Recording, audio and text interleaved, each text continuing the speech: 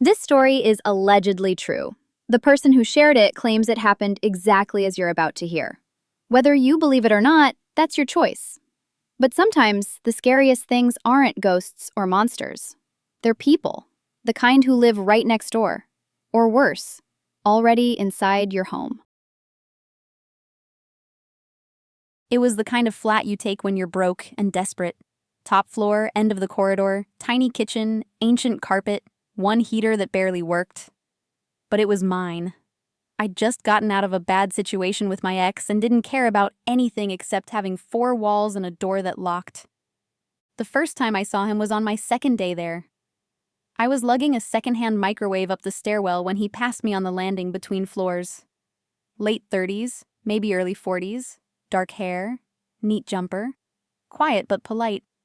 He held the door open without saying a word, just nodded. His flat was 6B. Mine was 6C. There were only 3 flats on that top floor, 6A, 6B, and mine. I never saw who lived in 6A. But 6B, I started to notice little things about it. He never seemed to go anywhere. I'd pass his door on my way to work, again when I came back, and there were never any signs of life. No music, no smells of cooking, no movement behind the frosted glass panel. Sometimes I'd hear what sounded like soft tapping late at night, like fingernails or something being moved across the floor. Then there were the lights. Every now and then, I'd walk past and see that the light was on under his door. But I never heard anything. No TV, no talking, just that dim light and silence. Once, coming back from the corner shop at about midnight, I found the hallway light off and the glow from under his door was the only thing lighting the corridor. I paused, just for a second, to listen. Nothing. Not even breathing. You tell yourself not to get involved in other people's lives. London flats are strange. People come and go. Some just want to be left alone. But the thing that started to really bother me was when I found my own door unlocked. It happened 3 times. Each time I was sure, absolutely sure I'd locked it. The 3rd time I started taking photos of the locked door before leaving for work. When I came home that day, the bolt was open. The chains still hung loose, and nothing was missing, but something was wrong. My tea mug had moved. It was just slightly off-center from where I'd left it next to the sink. That was it.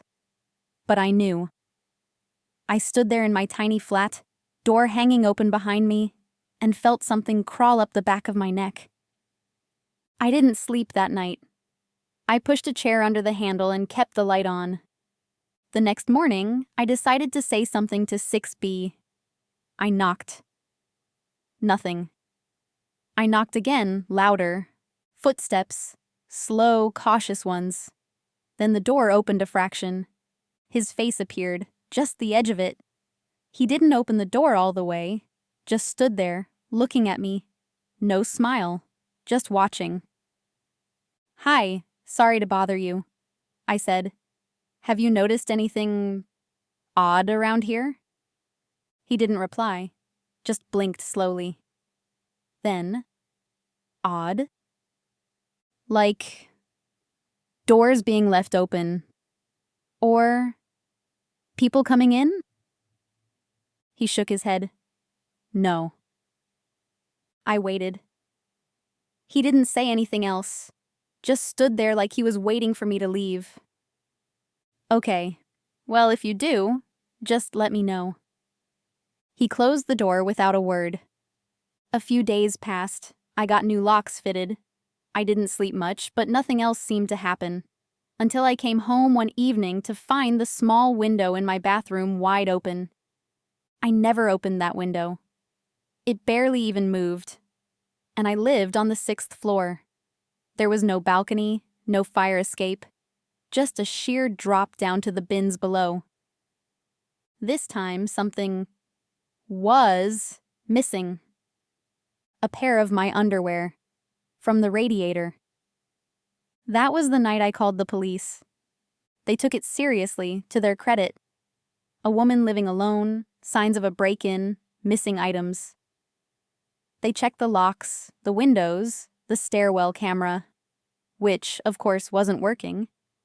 They even knocked on 6B, but no one answered. I saw the officer glance at that door a little longer than necessary. He live alone? Think so. Strange one? I nodded. They gave me a number to call and said to keep my phone close. That night, I couldn't relax. I kept thinking about that bathroom window. How the hell had someone gotten in?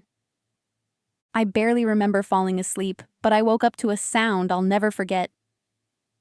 Breathing. Right by my ear. I jerked awake and switched the lamp on. No one was there. My heart was hammering so loud I could barely hear myself think. I got up, checked every cupboard, under the bed, behind the shower curtain. Nothing.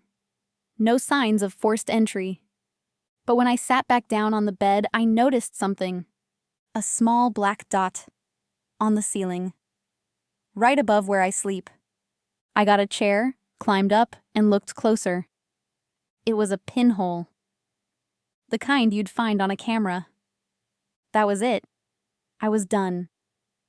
I called the landlord, demanded to know who lived in 6B. He hesitated, said he didn't have a current tenancy agreement on file. The last one had ended 6 months ago. What? But someone lives there. I see him all the time. I'll check, he said, and hung up. That evening I came home early and stood in the corridor, waiting. I didn't care how it looked. I wanted to see him go in or out. At around 6:30, the door to 6B creaked open. He stepped out slowly, carrying a small rucksack. Same jumper. Same silence. I stared at him. "You don't live there," I said. My voice sounded braver than I felt. He smiled. Just a little, and walked past me without a word. It was those eyes, they gave me chills. I ran to his door. It was swinging shut, but it just clicked before I had a chance to push it open. I left the flat that night, packed a bag, and went to stay with a friend. I told him everything. The weird noises, the man at the door, the figure in my window, all of it. He thought maybe I was being paranoid, said I'd been overworked. I messaged my landlord the next morning. Asked if someone new had moved into 6B recently.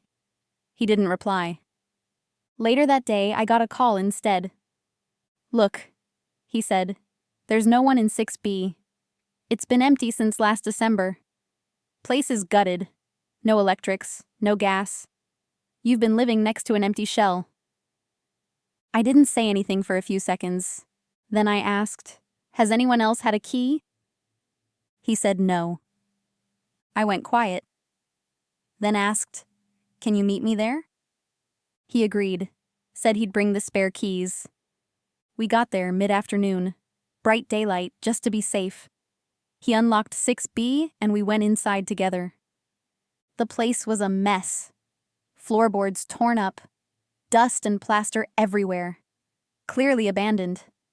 But one thing stood out immediately. A chair. Right against the wall that backed onto my bedroom. Facing it.